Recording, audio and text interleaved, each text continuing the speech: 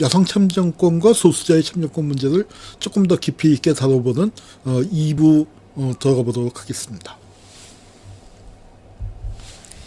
자, 여자가 투표한다고?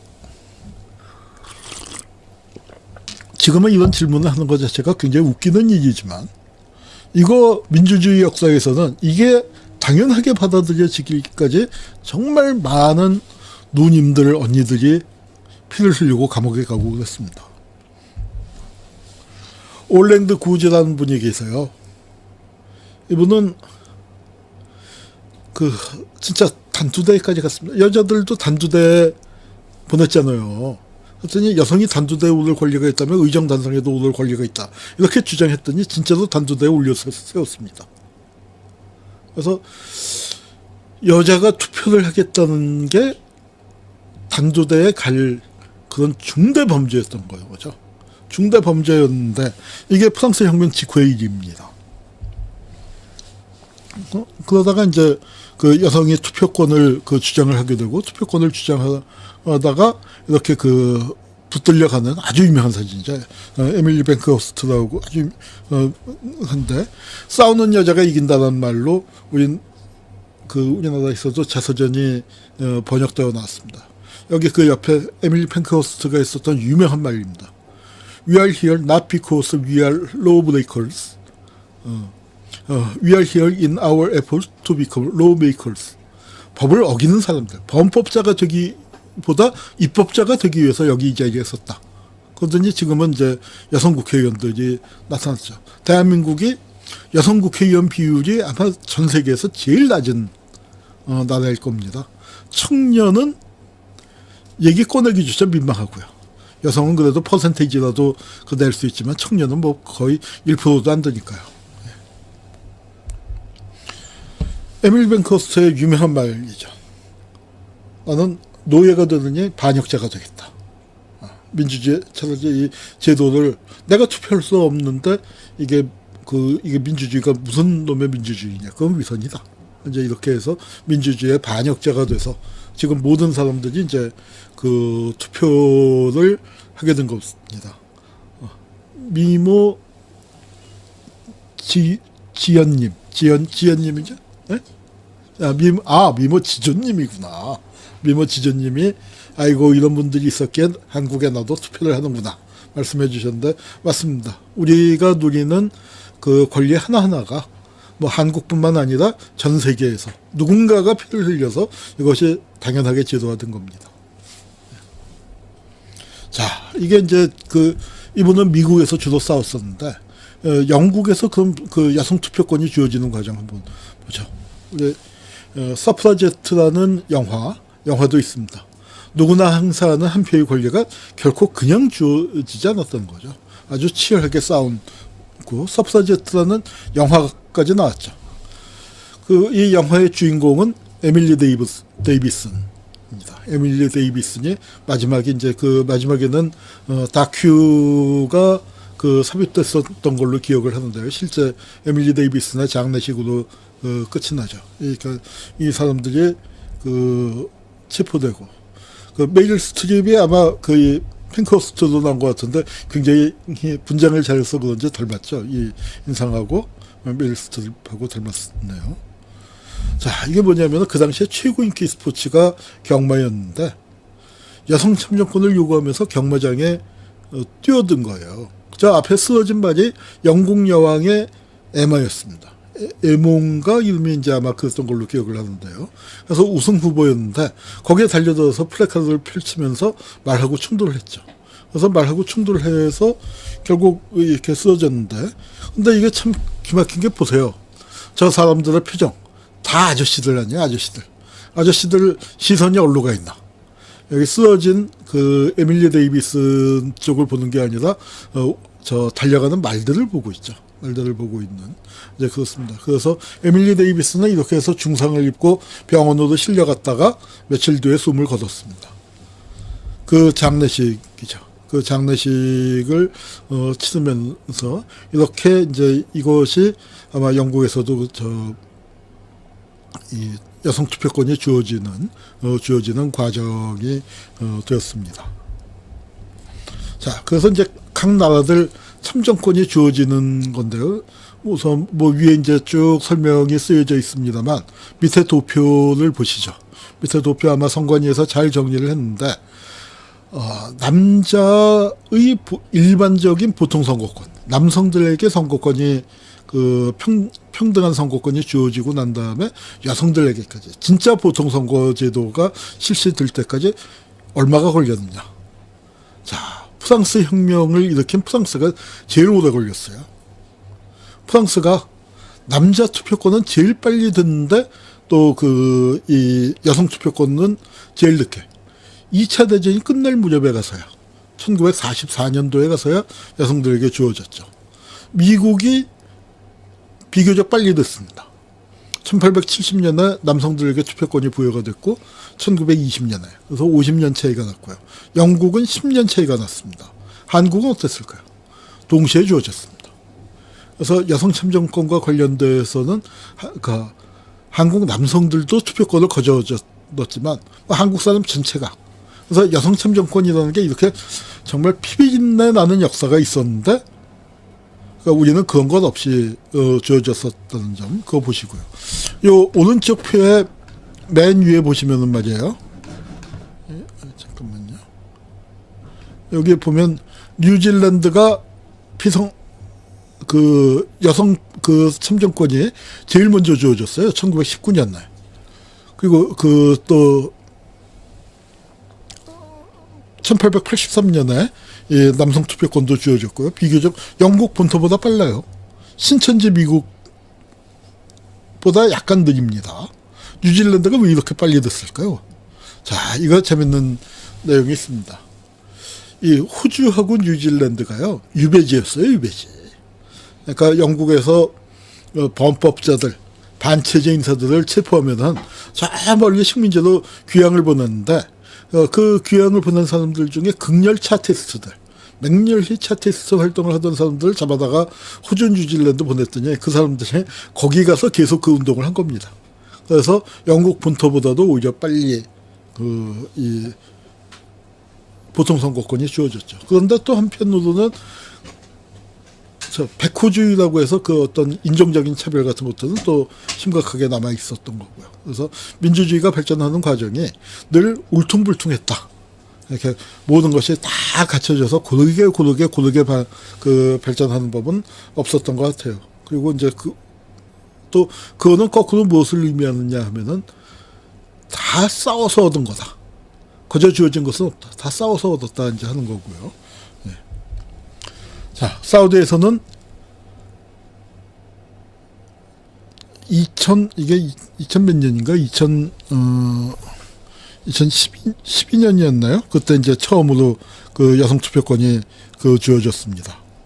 우리는 1948년도에 이제 주어졌고요. 네. 미모 지전님, 와, 너무 재밌다라고 이제 보여주셨고요. 홍수님은 억지로 얻은 거다.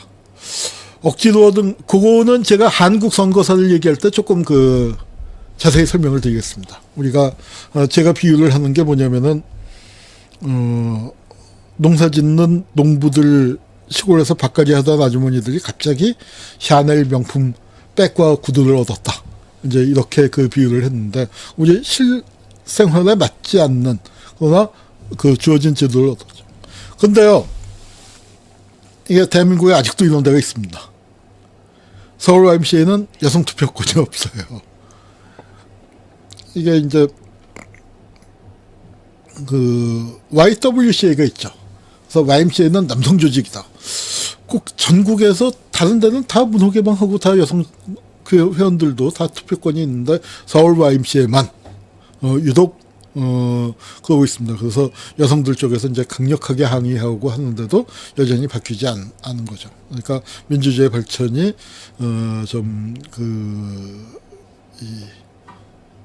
울퉁불퉁하다. 교회 영향이 아닌가요?라고 이제 하셨는데 꼭 교회 영향만은 아닐 거예요. 교회들 중에 여성 목회자도 나오는 데가 많은데 이거 아니죠. 그리고 카톨릭 조직에서도 이렇지는 않지 않습니까? 가톨릭에서는 그 신부와 수녀 같은 성직자로도 거기에 굉장히 큰 이 차이가 있는데, 하여튼 이 평신도 조직이라고 할 수 있는 데서 이래 갖고 그 과연 서울 YMCA가 시민단체 맞나, 이제 이런 그 비판도 많이 제기되고 있습니다. 자, 이런 게 있었어요. 그러니까 투표를 하려면 돈을 냈어야 했습니다. 왜냐하면 이 돈은 투표보다도 이 시험을 보기 위한 시험 수업료예요. 그 문맹 검사를 하는데, 이게 이제 맞는 듯 하면서 문제가 많은 거죠. 아니, 투표를 직접 비밀 투표를 하려면은 유권자 이름이라도 알아야 할 것 아니냐, 글자 알아야 하지 않느냐, 뭐 이제 그럴듯해 보입니다. 그런데 그러면서 이게 문맹인지 아닌지를 검사해야 한다. 즉 배우지 못한 사람들에 대한 차별이 되는 거죠. 그러니까 그 사람들이 문맹이라 하더라도 그 기호를 쓰기도 하고 숫자를 쓰기도 하고 뭐 해서 어떻게든 그 이 투표에 참여할 수 있는 권리가 있는데, 이 사람들을 그 차별해서 얻어지는 이익이 분명히 있기는 있겠죠. 그런데 그것과 이 사람들을 차별함으로써 어떤 민주주의 원칙이 훼손되는 것을 비교했을 때 비교하는 것 자체가 말이 안 된다. 즉 훼손되는 게 너무나 크기 때문에 그러니까 지금은 이제 문맹 검사 같은 거 없어졌죠. 누가 문맹 검사의 대상이었을까요? 피부색이 다른 사람들, 즉 흑인들이었습니다. 미국의 민권운동, 미국의 민권운동이라는 게 뭡니까? 흑인 병사들이 2차 대전 때 미군으로 징집돼서 나가서 싸웠잖아요.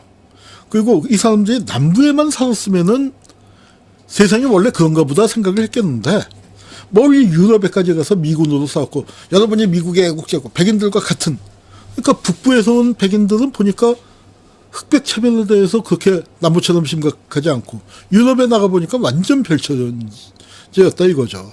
그래서 이제 이 사람들이 돌아와서 50년대 흑백 차별을 극복해 나가기 시작을 했습니다. 그랬더니 이제 흑인들이 이제 요즘 우리 이제 어렸을 때는 흑인이란 말을 썼는데, 지금은 아프리칸 아메리칸이라고 그러죠. 아프리카계 미국인들이 강력하게 평등을 요구하니까 이런 일이 있었어요. segregated but equal. 그러니까 뭐냐면은 분리하되 평등하게 해준다. 무슨 얘기냐면, 화장실이 지금 이제 우리 보면 남녀 화장실 구분이 되어 있는데 유색인종 화장실이 있는 거예요. 유색인종 화장실과 그런데 세그리게이트, 그래서 유색인종과 그 백인들을 구분을 하는데 그 시설을 똑같이 해줄게. 백인 화장실이 더 시설 좋은 거 아니고 그 유색인종 화장실도 똑같이 수세식에 똑같은 수도꼭지에 똑같은 변기 놔줄게. 그런데 니들하고는 같이 못 쓰겠어. 이게 segregated but equal이었는데, 이거 말도 안 된다. 우리는 동등한 사람으로서의 권리를 요구한다.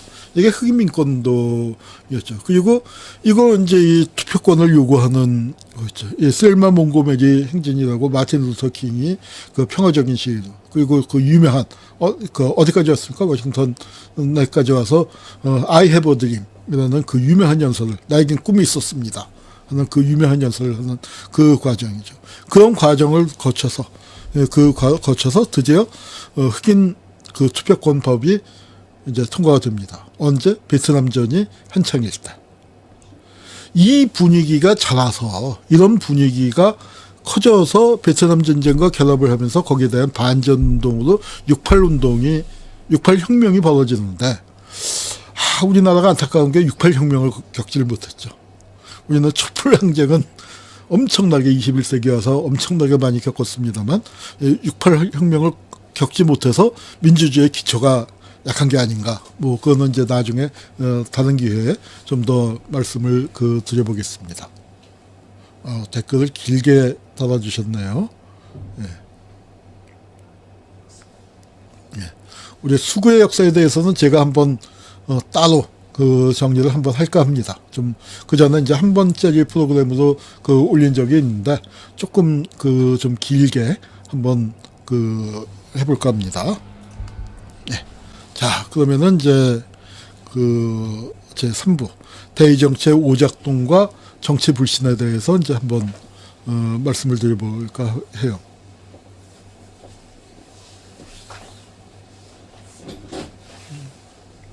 예. 자, 대의정치가 제대로 작동하고 있습니까? 국회에서 여러분들의 의견이 제대로 반영이 되고 있습니까? 예, 아마 그런 회의를 가지신 분들 대단히 많을 거라고 생각이 듭니다.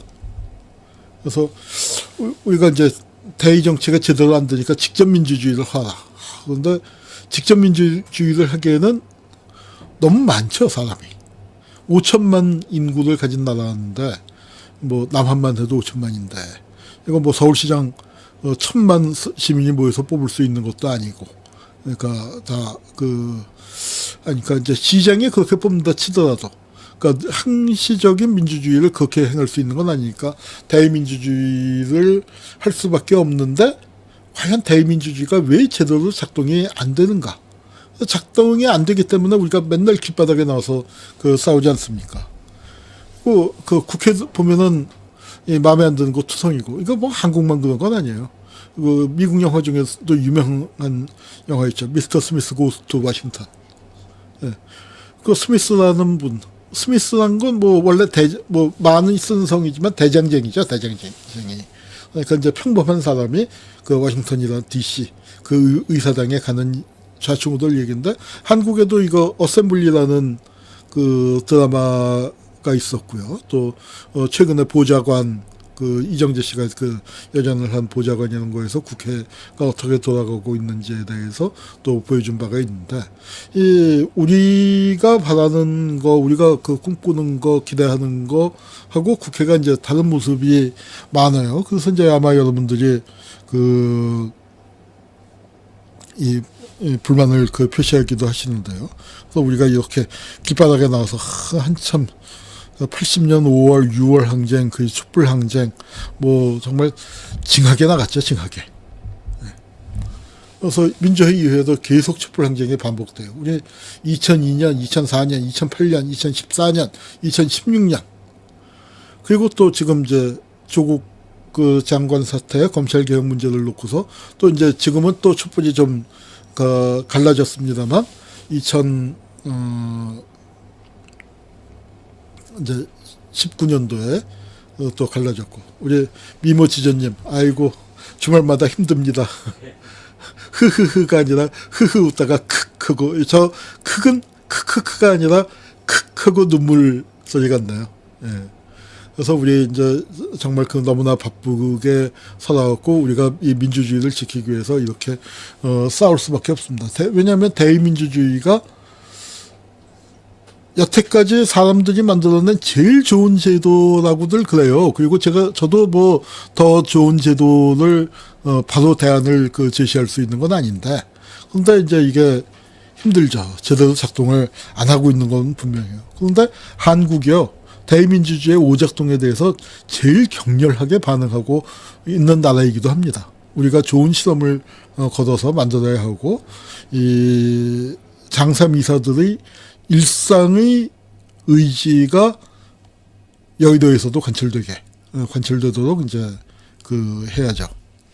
그래서 평등 선거가 과연 지켜지고 있나? 1인 1표의 원칙. 여러분 어떻게 생각하세요? 저는 이 1인 1표의 원칙이 안 지켜지고 있다에 500원 걸겠습니다. 500원 갖고는 안 되겠죠. 또 훨씬 더 많이 걸고 싶은데, 솔직하게 따져보죠. 1인 1표로 되고 있다고 생각하세요?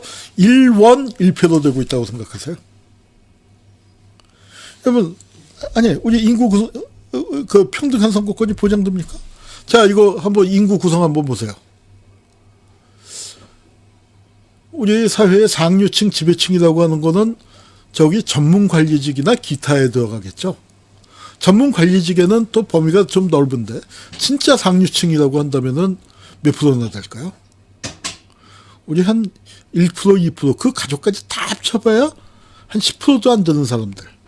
근데 선거에서는 누가 많이 이겨요?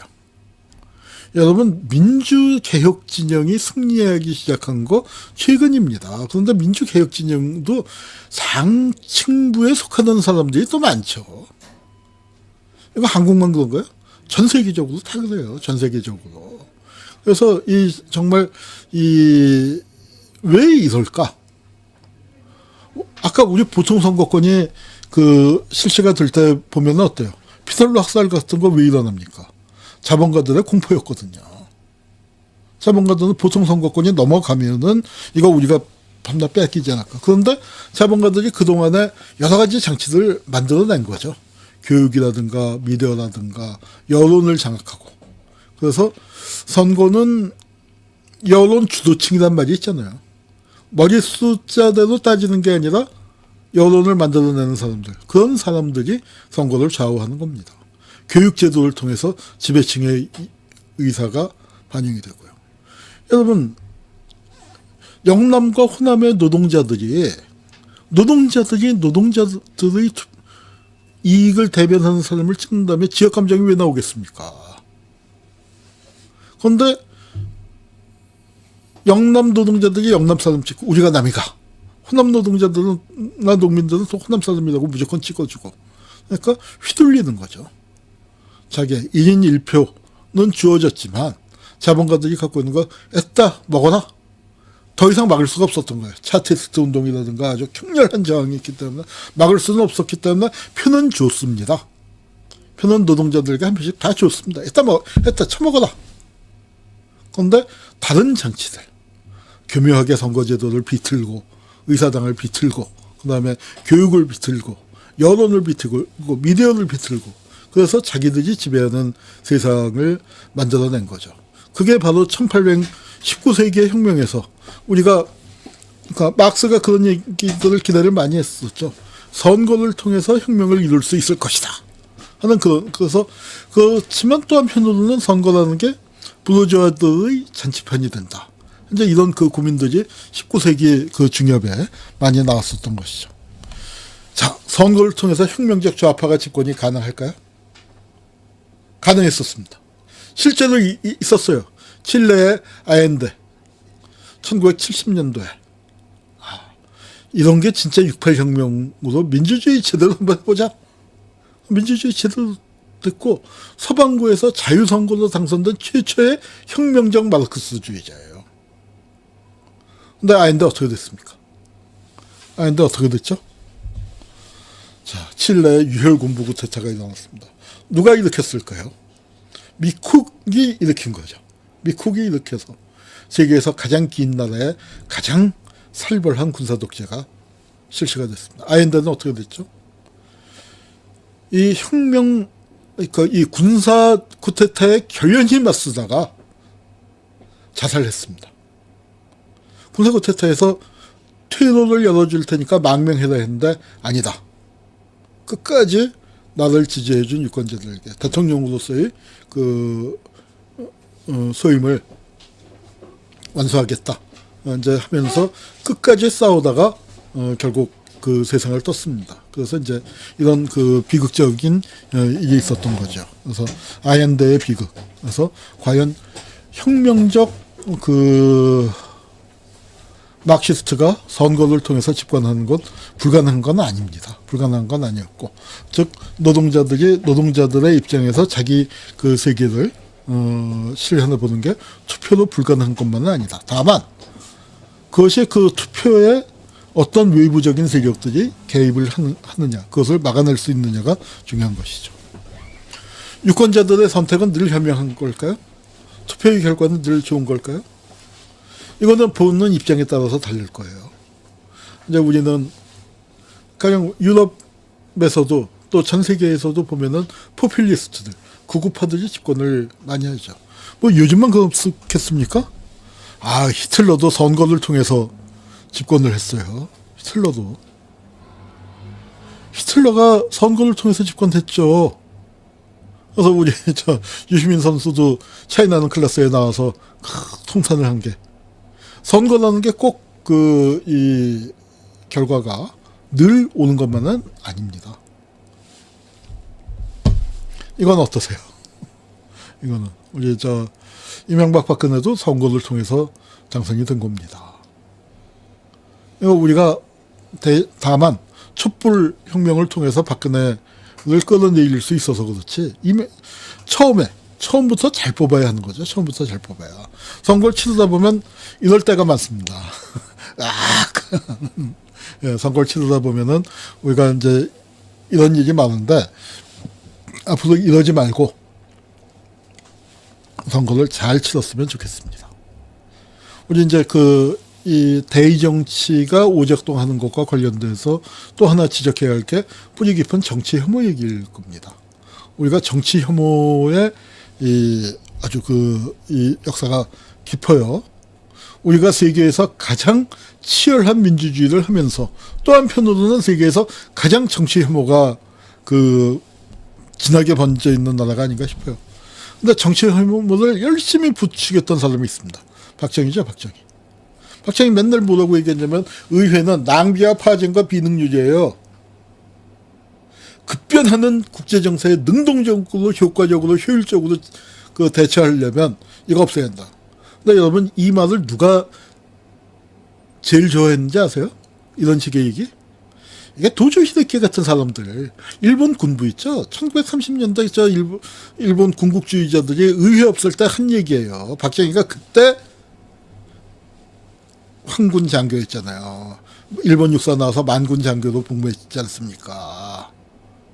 박정희가 갖고 있는 저 사고방식이 바로 일본 군국주의자들이 한 거예요. 그러면서 뭐라고 얘기했냐? 서양의 민주주의는 맞지 않다. 왜? 일본은 신의 나라이기 때문에.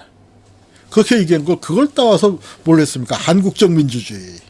체육관에서 대통령 뽑는 거 같아 한국적 민주주의라고 그런 귀신 신하라 까먹는 소리 하면서, 그러면서 의회, 저건 안 돼. 낭비, 파쟁, 비능률이야. 그래서 정치 혐오를 부추기는 거야. 왜? 정치 혐오를 부추겨야만 자기가 쿠데타한 것도, 정치가 저렇게 개판이었기 때문에 군대가 나오지 않을 수 없었다. 그렇게 되는 거고, 사람들이 정치에 대해서, 올바른 정치에 대한 기대를 못하게 되고 독재자를 지지하게 만드는 거죠. 거기에 대해서 반대했던 분이 있습니다. 우리 노무현 대통령. 정치가 썩었다고 고개를 돌리지 마십시오. 낡은 정치를 새로운 정치로 바꾸는 힘은 누구에게? 국민 여러분에게 있습니다. 정치가 썩었다고 고개를 돌리게 되면 어떻게 돼요? 썩은 정치밖에는 갖지 못한다. 그거는 세상에 만고불변한, 우리가 민주주의를 하고 난 이후에, 그러니까 반드시 정해졌던 것 같아요. 정치를 혐오하고 정치에 무관심한 국민이 필요한 독재자들의 필수 통치 수단으로. 정치 혐오라는 게 그렇단 말이에요. 독재자들은 국민이 정치에 무관심해야 마음대로 독재할 수 있거든요. 독재자들이 퍼뜨립니다. 유권자가 무관심해지면 어떻게 돼요? 기득권자들이 유리한 겁니다. 기득권자들이. 그래서 이 정치 혐오증을 유발했습니다. 우리 심상정 대표도 아주 피를 토하는 마음일 겁니다. 심경일 겁니다. 정치 혐오라는 게 뭐예요? 정치를 진흙탕으로 만들자는 거예요. 국민들의 정치 혐오와 염증을 키워서 유권자를 정치에서 몰아내겠다는 겁니다. 유권자는 그저 4년에 한 번 절받고 이제 찍어주기만 하면 돼. 이제 이거죠. 그래서 정치에 우리가 좀 피곤하지만 깊은 관심을 갖고 정치를 저런 것들에게만 맡겨둬서는 안 된다. 그렇습니다. 우리 성한용 기자, 한겨레 편집장 출신이죠. 그래서 이제 정치 혐오에 대한 글을 계속 쓰고 있습니다. 저건 좀 옛날 거긴 하지만 찾아보면 정치 혐오는 기존 지배 질서, 기득권을 강화하는 또 다른 이면이다. 정치 혐오는 한국 정치를 사료라고 비판하는 재벌들 속에서, 기득권화된 검찰과 관료 집단들 속에서, 조중동을 비롯한 언론들 속만이 아니라 어디까지? 진보 세력들 안에 시민단체들 속에서 파고들고 있다. 그래서 우리가 정치 혐오를 극복하고 이 정치를 혐오스러운 것들에게 맡겨서는 안 되죠. 우리 자신이 주권자로서, 정치의 주체로서 나서야 합니다. 정치의 주체가 여의도 가야만 정치하는 거 아니잖아요. 저는 굉장히 매일 정치하고 있다고 생각합니다. 이 유튜브도 사실은 정치죠. 정치에 개입하는 거죠. 근데 다만 요건 여의도에 가서 내가 국회의원 하겠어, 내가 선거 뭐 의원 하겠어, 그런 걸 안 하지만 대한민국에 바로 세우는 일, 대한민국의 자원을 보다 공평하게 골고루 그 사용할 수 있도록 만드는 일, 그게 정치 아니겠습니까? 그 정치는 우리 모두가 다 같이 어디서 나의 일상의 생활 공간 속에서 정치를 해야 한다고 생각을 합니다. 그래서 정치 혐오를 정치 혐오를 부르는 게 뭐냐면 막말 퍼레이드예요. 이게 비유하자면요, 좀 지저분한 비유를 하겠습니다. 우리 그 평택의 김용환 박사가 즐겨 쓰는 건데, 왜 어렸을 때 이제 비빔밥 만들어 먹잖아요. 친구들하고 같이 도시락 섞어갖고. 근데 가다 보면 꼭 그런 놈들 있어요. 자기가 많이 먹겠다고 그 큰 양푼에다가 밥 비볐는데 거기다 침투해 뱉는 놈들. 어떻게 돼요? 그러면은 거기에 같이 뱉는 놈이 또 있어요. 그 놈들만 먹고 나머지는 밥 숟가락 놓는 겁니다. 근데 우리 지금 이 막말 퍼레이드가 그런 건데, 그런 놈들에게는 우리가 얼굴에 정말 가르침을 뱉어줘야 돼. 우리 밥그릇은 우리가 지키고, 그러니까 그런 사람들은 퇴출시키는, 우리 이 정치판에서 퇴출시켜야 합니다. 그런데 그 사람들이 막말 퍼레이드를 하면서 정치에는 그런 막말을 쓸 수 없는 사람들은 감히 못 가게 만드는 거죠. 아이고, 이제 뭐 막말 하다 안 되니까 들어 눕고, 동물국회 하다가 식물국회가 되고, 뭐 이제 하여튼 그래서 총선까지 얼음국회, 뭐 이제 국회는 이제 지금 다 파장이 된 것 같아요. 그래서 자, 우리 저널리즘 J에서도 이건 이제 크게 보도했어요. 동물국회 보도. 그런데 보도하는 태도를 보면은 정치 혐오만 남기더라 이거예요.